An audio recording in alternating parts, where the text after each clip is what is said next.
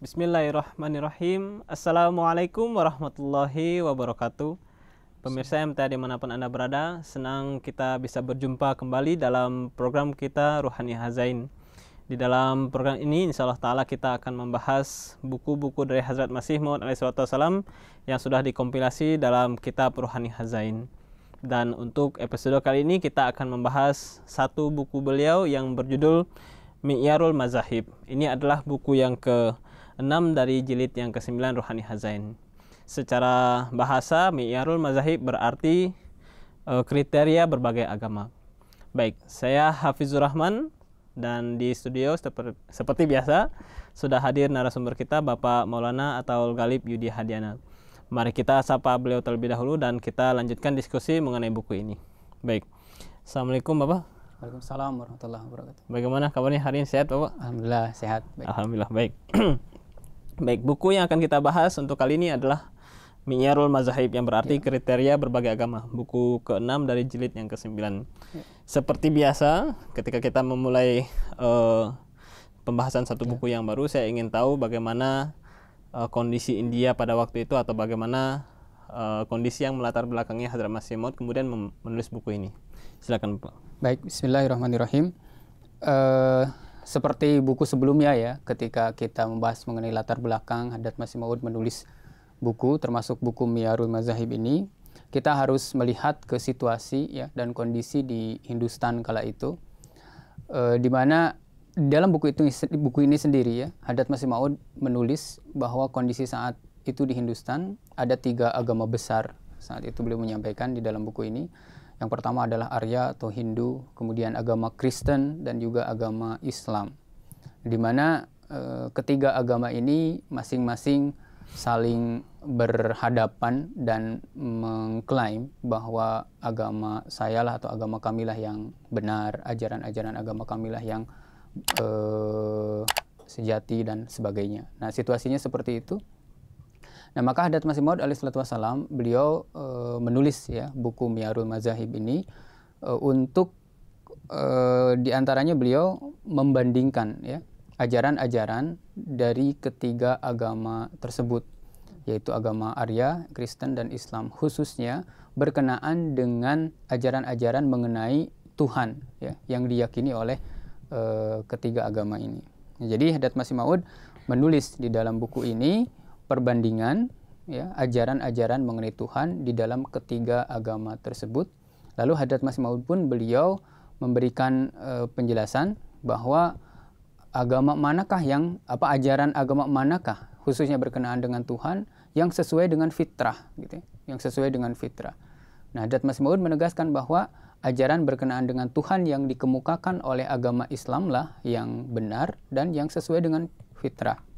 Oleh karena itu, Hazrat Masih Maud memberi judul buku ini agak panjang sebetulnya. Tadi Mi'yarul Mazahib, kriteria agama-agama. Kemudian pada baris berikutnya di halaman judul beliau menulis Fitrati Mi'yar se Mazahib ka Mukabalah. Jadi perbandingan ya agama-agama dari segi kriteria atau standar fitrah seperti itu. Nah, khususnya berkenaan dengan ajaran-ajaran mengenai Tuhan. Jadi buku ini ditulis oleh beliau pada Desember ya, tahun 1895. Bukunya tipis ya, 32 halaman. Jadi seperti itu kurang lebih latar belakangnya. Oke, baik. Dari sana kita tahu bahwa ini adalah buku tentang studi komparatif 3 agama besar ya, di India pada waktu itu, yang spesifik mengenai ketuhanan, ajaran mengenai ketuhanan. Betul. Bagaimana 3 agama besar ini berbicara mengenai ketuhanan dan dan yang mana yang memang sesuai dengan fitrat manusia. Seperti itu kurang lebih apa ya? Oke, baik. Lalu kita ingin membahas mengenai isi. Sebelum itu kita akan framing dulu apa-apa saja yang akan kita bahas. Mungkin Bapak bisa sampaikan poin-poin utama yang dibahas di dalam buku ini apa-apa saja. Ya, baik. Poin utama dari buku ini sebetulnya seperti tadi sudah disampaikan ya di latar belakang, isinya mengenai perbandingan tadi, mengenai ajaran Tuhan dalam 3 agama ini. Tapi di bagian awal buku ini Hazrat Masih Maud juga beliau membahas sepintas berkenaan dengan ihsan atau kebaikan-kebaikan yang telah dilakukan oleh pemerintahan Inggris saat itu dan bagaimana sikap umat Islam seharusnya. Jadi itu yang pertama. Kemudian yang kedua, Hazrat Masih Maud pun memberikan penjelasan mengenai sarana-sarana ya untuk membandingkan atau mempelajari lebih dalam agama-agama yang ada di Hindustan, sarana-sarana apa saja yang telah disediakan oleh Allah Subhanahu wa taala yang bisa membantu gitu ya setiap pencari kebenaran untuk memperdalam dan membandingkan ajaran ketiga agama tersebut. Kemudian pada bagian yang selanjutnya, ini bagian yang utama, yaitu beliau menjelaskan mengenai ajaran-ajaran terkait dengan ketuhanan yang ada di dalam agama-agama yang tiga tadi, dan Hadrat Masih Maud menjelaskan bahwa yang mana gitu ya yang sesuai dengan fitrah. Oke, baik. Tiga poin utama yang dibahas mengenai tadi ihsan pemerintah Inggris dan bagaimana sikap kita terhadap ihsan pemerintah Inggris tersebut. Betul. Yang kedua adalah sarana yang Allah Ta'ala telah sediakan untuk kita bisa membandingkan tiga agama ini ya. Yang ketiga memang poin utamanya adalah bagaimana ajaran ketiga agama ini berbicara mengenai ajaran tentang ketuhanan ya Pak ya. Nanti agaknya kita akan membahas bagaimana poin-poin penting setiap agama akan berbicara mengenai ketuhanan. Ya, secara sepintas. Oke, baik. Poin pertama mengenai ihsan pemerintahan Inggris ini, ihsannya apa dan bagaimana sikap kita, sebagaimana Hadrat Masih menjelaskan di sini seperti apa? Baik, pada bagian pertama beliau memberikan penegasan bahwa kita akan menjadi orang yang sangat tidak bersyukur dan orang yang ingkar terhadap kebaikan jika kita tidak berterima kasih kepada pemerintahan Inggris. Nah, Hadrat Masih Maud menyebutkan seperti itu. Nah, lalu mengapa kita layak atau kita harus berterima kasih kepada pemerintahan Inggris? Nah, sebabnya di sini Hadrat Masih Maud menyebutkan yang pertama, karena dengan adanya pemerintahan Inggris ini, orang-orang Islam mendapatkan kesempatan ya untuk tabligh dan penyebaran ajaran-ajaran Islam itu sendiri. Di mana kesempatan ini tidak pernah diperoleh pada masa-masa sebelumnya oleh seorang raja sekalipun, kata Hadrat Masih Maud. Tetapi dengan adanya pemerintahan Inggris yang menguasai Hindustan kala itu, Hadrat Masih Maud menulis bahwa pemerintahan Inggris ini memberikan kebebasan kepada setiap kaum dari setiap agama untuk mengemukakan pendapatnya, untuk menyampaikan ajarannya, memberikan kemerdekaan penuh, memberikan kebebasan. Nah, oleh karena itu, bagi orang Islam pun dengan adanya kebebasan tadi mendapatkan peluang, mendapatkan kesempatan yang kalau dibandingkan dengan masa-masa sebelumnya ini sangat jauh sekali gitu, tidak pernah dijumpai sebelumnya. Untuk apa? Ya untuk tabligh Islam, untuk penyebaran ajaran-ajaran agama Islam. Nah, karena itulah kemudian orang-orang Islam patut bersyukur atau berterima kasih kepada pemerintahan Inggris. Nah, karena kalau kita lihat dalam sejarah, jika dibandingkan dengan masa-masa sebelumnya, terutama pada masa pemerintahan kaum Sikh misalkan di Hindustan kala itu, kebebasan seperti yang diberikan oleh pemerintahan Inggris itu tidak ada. Bahkan umat Islam untuk menjalankan kewajiban-kewajiban ibadahnya pun itu sangat sulit. Untuk mengumandangkan azan di masjid-masjid pun itu sangat sulit. Nah, tetapi ketika Inggris memerintah Hindustan memberikan kebebasan. Nah, seperti itu. Maka itu yang menjadi penyebab kenapa kita harus berterima kasih. Kemudian Hadrat Masih Maud pun menyampaikan poin yang berikutnya. Jadi pemerintahan ini pun bukan hanya telah memberikan kebebasan kepada setiap kaum untuk penyebaran, untuk tabligh agama masing-masing, tapi secara tidak langsung juga membantu dalam hal tersebut dengan adanya apa? Yaitu dengan adanya dibukanya sarana-sarana pendidikan gitu ya. Kemudian keilmuan itu menjadi sesuatu hal yang sangat biasa tadinya.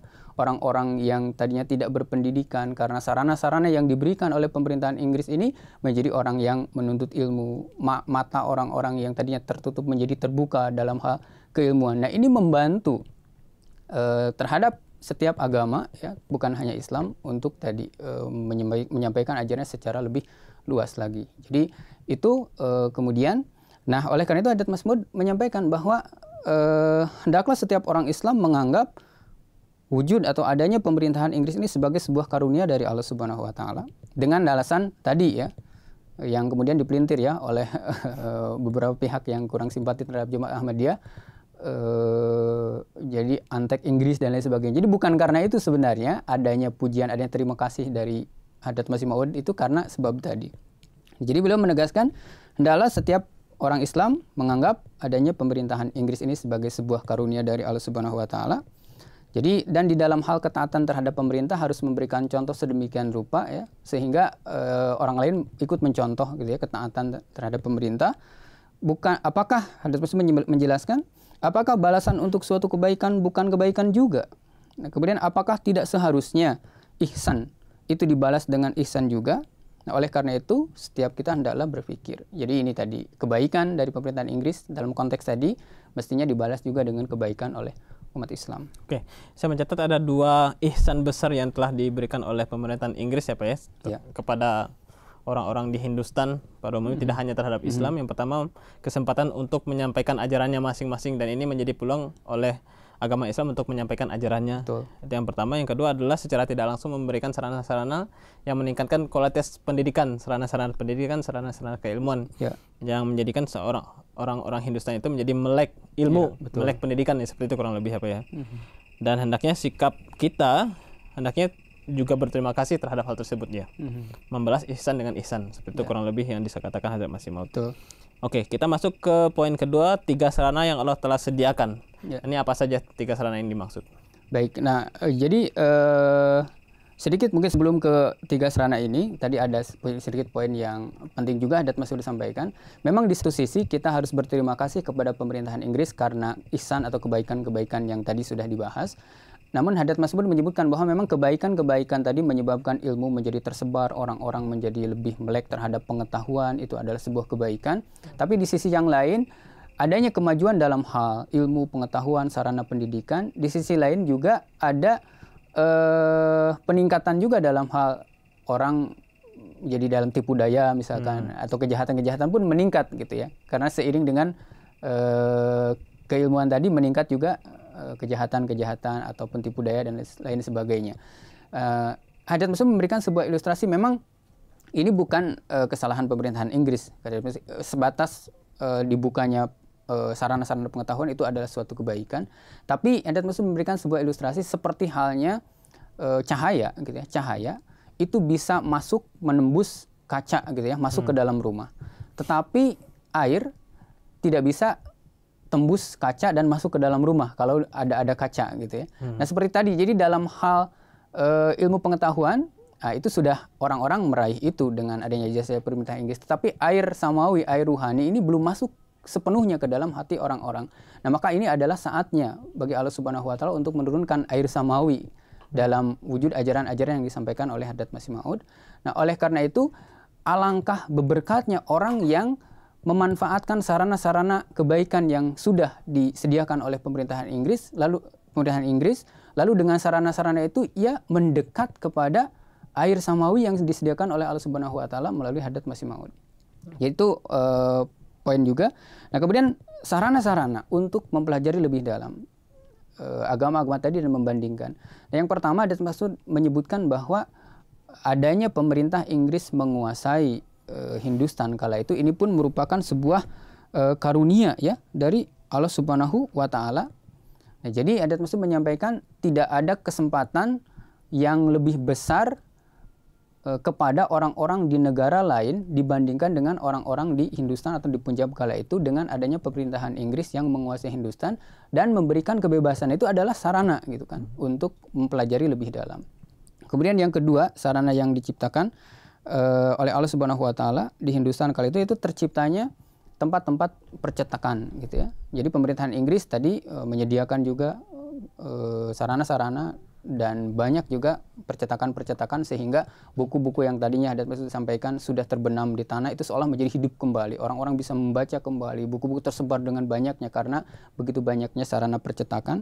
Kemudian Hadrat Masih menyebutkan poin yang ketiga adalah ini mengenai ekspedisi, pengiriman pos, surat-surat, pengiriman buku-buku, pengaturan dan sistem yang baik saat itu. Dan ini pun juga tidak terlepas dari ihsan pemerintahan Inggris, sehingga buku-buku dari Punjab, dari Hindustan kali itu bisa dikirim keluar. Kayak Masih Maud kan, beliau pun mengirim buku-buku tulisan-tulisan beliau untuk tabligh ke negeri-negeri di luar gitu, ke Inggris dan ke London, bahkan ke Arab. Dan sebaliknya juga buku-buku dari luar bisa masuk. Nah, ini pengaturan yang baik ini pun menjadi satu sarana bagi orang-orang sehingga dia bisa lebih dalam atau lebih bisa mempelajari ya, untuk membandingkan ajaran-ajaran ketiga agama tadi. Oke, baik. Ada 3 sarana yang Allah Ta'ala sediakan. Yang pertama, keberadaan pemerintahan Inggris di tanah Hindustan pun adalah suatu sarana yang Allah Ta'ala berikan dengan berbagai kebebasan yang ditetapkan ya. Lalu kemudian sarana yang telah secara tidak langsung diberikan. Dan memang 2 poin selanjutnya yang Bapak sampaikan tadi seperti percetakan, ada yang percetakan, lalu kemudian ada ekspedisi atau pengiriman barang dan surat. Meskipun kita melihatnya adalah suatu kebaikan dari pemerintahan Inggris, tetapi tetap kita pandang ini adalah sarana Allah Ta'ala yang Allah Ta'ala berikan ya. Melalui pemerintahan Inggris. Melalui pemerintahan Inggris tentunya. Oke, ini 3 sarana yang telah Allah Ta'ala sediakan. Kita masuk ke poin utama pembahasan buku ini mengenai ajaran mengenai ketuhanan yang dibahas oleh atau yang disampaikan oleh 3 agama ini. Kita mulai dari agama Arya. Silakan. Baik. Nah, jadi ada Masud di sini menjelaskan mengenai bagaimana ajaran mengenai Tuhan ya di dalam agama Arya berdasarkan ajaran-ajaran di dalam agama Arya atau Hindu tersebut. Kemudian bisa disimpulkan bahwa Tuhan yang diyakini oleh orang Arya ini memiliki kekuasaan yang terbatas. Parmeshwar ya, Tuhan yang diyakini oleh orang-orang Arya memiliki kekuasaan yang terbatas. Sedangkan kriteria sosok Tuhan seharusnya memiliki kekuasaan yang tidak terbatas. Sedangkan berdasarkan akidah atau keyakinan orang Arya, Tuhan yaitu Parmeshwar memiliki kekuasaan yang terbatas. Contohnya seperti apa? Di dalam akidah orang Arya, setiap zara, setiap debu, setiap partikel, setiap roh gitu ya, itu mewujud dengan sendirinya, bukan diciptakan oleh Tuhan yang mereka yakini. Jadi setiap partikel, setiap zara, setiap benda itu ada dengan sendirinya. Itu yang pertama. Jadi tidak diciptakan oleh sosok Tuhan yang diyakini, yaitu Parmeshwar. Kedua, kadim ya. Jadi setiap partikel, setiap ruh itu ada semenjak awal bersamaan dengan adanya Parmeshwar atau Tuhan yang diyakini oleh kaum Arya. Kemudian yang ketiga, kekal dan abadi, sama juga seperti Parmeshwar. Nah, kemudian Parmeshwar itu tidak menciptakan ya. Hanya kemudian pada satu titik menggabungkan atau menyatukan partikel-partikel, debu-debu, benda-benda yang sudah ada, sudah mewujud dengan sendirinya itu. Jadi kekuasaannya itu hanya itu, tapi tidak menciptakan. Hajat Masih Maud memberikan sebuah contoh di sini bahwa seperti halnya kalau misalkan ada seseorang yang membangun rumah, gitu ya, membangun rumah, bahan-bahannya itu sudah ada seperti batu misalkan. Batu itu kalau berdasarkan ajaran orang Arya ya, jadi sudah ada dan sudah tercipta dengan sendirinya. Kemudian kayu itu sudah ada, sudah tercipta dengan sendirinya. Kemudian benda-benda yang sudah ada ini digabungkan, disatukan, lalu terbentuklah rumah. Nah, seperti itu. Tetapi Tuhan ini tidak menciptakan batu itu sendiri, tidak menciptakan kayu itu sendiri, tapi hanya menggabungkan yang sudah ada dengan sendirinya. Nah, itu Hadrat Masih Maud menyampaikan bahwa sesuai dengan itu Tuhan yang diyakini oleh kaum Arya itu kekuasaannya terbatas. Sedangkan Tuhan seharusnya memiliki kekuasaan yang tidak terbatas. Nah, ini tidak sesuai dengan fitrah. Kemudian poin yang kedua, dari segi akhlak pun gitu ya, kekuatan akhlak Tuhan yang diyakini oleh kaum Arya ini, Hadrat Masih Maud menulis bahwa ini pun tidak sejalan dengan fitrah. Karena apa? Karena dari sisi akhlak pun Hadrat Masih Maud menulis bahwa bisa saja lebih jatuh dari segi akhlaknya daripada seorang manusia yang baik. Nah, kenapa demikian? Hadrat Masih Maud memberikan ilustrasi, jika ada seseorang yang berhati baik, kemudian ada orang yang berdosa berbuat salah kepadanya, lalu datang dengan mengiba, orang yang berhati baik tersebut bisa saja berulang kali memberikan maaf. Ya. Bahkan lebih jauh dari itu, memberikan kebaikan-kebaikan juga. Selain memaafkan, bisa juga memberikan kebaikan yang lebih dari itu. Nah, itu kita lihat ya di dalam kehidupan di dunia ini. Sedangkan Parmeshwar itu luput dari itu. Kenapa sebabnya? Karena di dalam akidah kaum Arya, orang yang sudah melakukan satu dosa, balasannya itu bukan pengampunan atau bukan maaf, seperti selayaknya Tuhan memberikan maaf, memberikan ampunan. Tapi apa balasannya itu? Orang yang berdosa tadi akan dimasukkan ke dalam lingkaran penitisan atau kelahiran kembali. Gitu ya? Jadi orang yang banyak berbuat dosa, maka di kehidupan selanjutnya akan dilahirkan kembali dalam misalkan bisa saja wujud hewan dan lain sebagainya. Nah, seperti itu. Jadi terus seperti itu bukan pengampunan. Sedangkan fitrah menuntut bahwa Tuhan itu seharusnya memberikan pengampunan. Manusia saja bisa, mengapa Tuhan tidak? Nah, ini yang kemudian bertentangan dengan fitrah. Oke, itu 2 poin mengenai ajaran Arya mengenai ketuhanan. Yang pertama kekuasaan yang terbatas mengenai Tuhan yang mereka anut. Kemudian kemampuan akhlaki yang lebih rendah daripada manusia ya, seperti itu ya. Dan ini kenapa kesimpulan ini diambil? Ini pun berdasarkan ajaran atau akidah mereka sendiri. Oke, Seperti itu. berdasarkan apa yang mereka yakini dan ajaran mereka sendiri apa ya. Oke, kita masuk ke bagaimana agama Kristen memandang ketuhanan tersebut, silakan. Baik, kemudian yang berkenaan dengan Kristen ini, Hadrat Masih Maud menulis bahwa Tuhan yang diyakini oleh kalangan Kristen adalah sosok Yesus ya, Al-Masih, yang beliau ini adalah seseorang yang dilahirkan dari Hazrat Maryam yang merupakan seorang dari kalangan Bani Israel. Lalu pada usia beliau 32 tahun sekitar itu beliau kemudian dinaikkan ke salib, disiksa, lalu setelah beliau disiksa meninggal di salib. Itu berdasarkan keyakinan orang-orang Kristen. Nah, itu Tuhan yang diyakini oleh mereka berdasarkan akidah atau keyakinan mereka.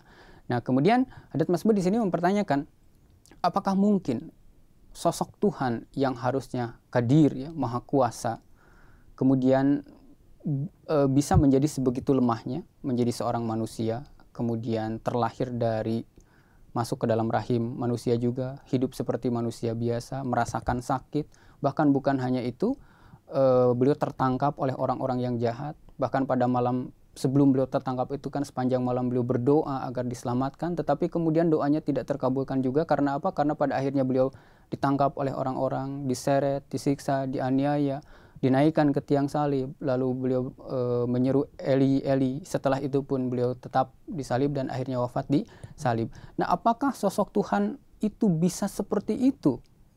Mengalami rasa sakit, disiksa, padahal harusnya Tuhan itu maha kuasa. Nah, hati nurani kita menggigil, kata Hadrat Masih Maud, kalau kita menyatakan bahwa sosok manusia yang memiliki kelemahan sama seperti manusia itu diyakini sebagai Tuhan. Ini pun tidak selaras dengan fitrah. Baik, kemudian Hadrat Masih Maud pun menjelaskan satu poin lagi berkenaan dengan Tuhan yang diyakini orang Kristen. Beliau menuliskan bahwa jadi apakah sosok Tuhan itu sama seperti manusia yang lainnya, yaitu terlahir dari perut seorang perempuan, kemudian pada masa kanak-kanaknya pernah mengalami sakit, merasakan rasa sakit, kemudian bagian terbesar dari kehidupannya atau dari usianya itu dijalani seperti halnya orang-orang biasa, pada akhirnya kemudian ya tadi tertangkap, dinaikkan ke tiang salib dan meninggal. Nah, apakah sosok Tuhan itu sama halnya seperti manusia? Nah, ini bertentangan dengan fitrah gitu ya, yang Hadrat Masih Maud sampaikan poinnya. Oke, baik. Jadi kurang lebih ada 2 poin yang Hadrat Masih Maud sampaikan. Sosok Tuhan yang diyakini oleh umat Kristen sesuai dengan ajaran mereka adalah sosok yang lemah. Yang kedua adalah Tuhan yang sama seperti manusia, yang tidak lebih dari seorang manusia. Kurang lebih seperti itu ya Pak ya sosoknya. Ya. Oke, kita masuk ke bagaimana Islam memandang ketuhanan, mengajarkan mengenai ketuhanan. Sebagaimana yang Hadrat Masih Maud jelaskan di dalam buku ini. Silakan Bapak. Baik. Nah, Hadrat Masih Maud menyampaikan bahwa ajaran yang dikemukakan oleh Islam mengenai Tuhan inilah yang benar dan selaras dengan fitrah. Kenapa? Yang pertama, Islam mengajarkan bahwa Tuhan yang diyakini adalah Tuhan yang menciptakan segala sesuatu. Jadi segala sesuatu yang ada di semesta ini adalah diciptakan oleh Tuhan. Nah, ini berbeda dengan keyakinan kaum Arya tadi. Dan Hadrat Masih Maud menulis di sini terhadap makhluknya itu Tuhan yang diyakini oleh umat Islam berdasarkan ajaran Al-Quran bukan hanya memiliki perintah secara paksa gitu ya, tetapi juga selaras dengan ayat-ayat Al-Quran. Setiap zarah, setiap partikel itu juga memuji dan bertasbih kepada Tuhan gitu ya. Kemudian di sini Hadrat Masih Maud mengutip salah satu ayat dari surah Al-Isra ayat 45. Im min syai'in illa yusabbihu bihamdi. Jadi tidak ada sesuatu pun gitu ya, melainkan yaitu bertasbih dan memuji Allah Subhanahu wa taala. Dan ini pun merupakan bentuk dari ini pun merupakan bukti bahwa Allah taala itu Maha Pencipta ya. Karena kalau bukan Allah Subhanahu wa taala Maha Pencipta yang menciptakan segala sesuatu, bagaimana mungkin di dalam setiap tabiat, di dalam setiap zarah itu ada kecenderungan untuk tunduk, untuk memuji kepada wujud Allah Subhanahu wa taala. Jadi poin yang pertama adalah Tuhan pencipta segala sesuatu. Oke. Kemudian poin yang kedua ya, Hadrat Masih Maud menjelaskan bahwa Quran Karim mengajarkan makrifat suci dan sempurna ini, yaitu keagungan, kekuasaan, rahmat, kesucian Tuhan adalah tidak terbatas. Jadi Allah Subhanahu wa taala bisa melakukan setiap hal kecuali hal itu bertentangan dengan kemuliaan atau sifatnya sendiri. Hadrat Masih Maud mencontohkan bahwa contohnya Tuhan itu berkuasa atas segala sesuatu, melakukan apapun bisa, tetapi dengan kuasanya itu tidak mungkin Tuhan yang diyakini oleh umat Islam kemudian membunuh dirinya sendiri atau meninggal gitu ya. Karena sifat Tuhan yang diyakini oleh umat Islam itu adalah Hayyun dan Qayyum, Maha hidup gitu ya. Memang berkuasa, tidak terbatas kuasanya, tetapi kuasanya ini tidak bertentangan dengan sifatnya, dengan kemuliaannya juga. Jadi tidak mungkin seperti Tuhan yang diyakini dalam agama Kristen itu bisa meninggal seperti itu. Karena Tuhan yang diyakini umat Islam adalah Maha hidup, tidak terbatas kuasanya. Kemudian poin yang terakhir yang disampaikan oleh Hadrat Masih Maud berkenaan dengan Tuhan yang diyakini oleh Islam, yaitu Hayyun dan Qayyum tadi ya. Berdiri sendiri dan segala sesuatu itu ada dan bergantung kepada Tuhan. Nah, ini berbeda dengan kaum Arya tadi, segala partikel setiap ruh itu ada dengan sendirinya. Jadi tidak tergantung kepada Parmeswar, dia itu ada dan abadi gitu ya, dengan sendirinya dan abadi. Sedangkan di dalam Islam setiap partikel segala sesuatu itu ada, bisa mewujud, bergantung kepada kuasa Tuhan. Gitu kan. Nah, seperti itu. Jadi Qayyum, berdiri sendiri Tuhan itu, dan segala sesuatu bisa ada, bisa tetap berlangsung karena bergantung kepada kuasa dari Tuhan yang diyakini oleh umat Islam. Ini poinnya. Baik. Dari poin ketiga ini bisa kita melihat gambaran bagaimana penjelasan Hadrat Masih Maud, dan kita sendiri dengan membacanya, dengan mendengarkan penjelasan yang Bapak sampaikan tadi, bisa menggambarkan bagaimana posisi ajaran ketuhanan yang telah disampaikan oleh agama Arya, agama Kristen, dan agama Islam sendiri. Dan memang menurut Hadrat Masih Maud adalah ajaran yang sesuai dengan fitrat atau ajaran yang fitrati itu ya Pak ya, adalah Islam semata mengenai khususnya mengenai ketuhanan ini ya Pak ya. Baik, mungkin sampai di sini pembahasan kita mengenai buku Mi'yarul Mazahib, buku yang ke-6 dari jilid ke-9 Ruhani Hazain. Mudah-mudahan bisa bermanfaat bagi kita semua dan bagi pendengar kita khususnya. Jazakumullah. Baik. Pemirsa MTA dimanapun Anda berada, demikianlah diskusi kita mengenai buku Mi'yarul Mazahib. Mudah-mudahan apa yang telah kita bahas semakin memperdalam kecintaan kita kepada Hadrat Masih Maud dan semakin menimbulkan keinginan kita untuk menggali ilmu-ilmu rohani yang terkandung di dalamnya. Baik, saya Hafizur Rahman beserta kru yang bertugas mohon undur diri. Wabillahi taufiq wal hidayah. Assalamualaikum warahmatullahi wabarakatuh. Waalaikumsalam.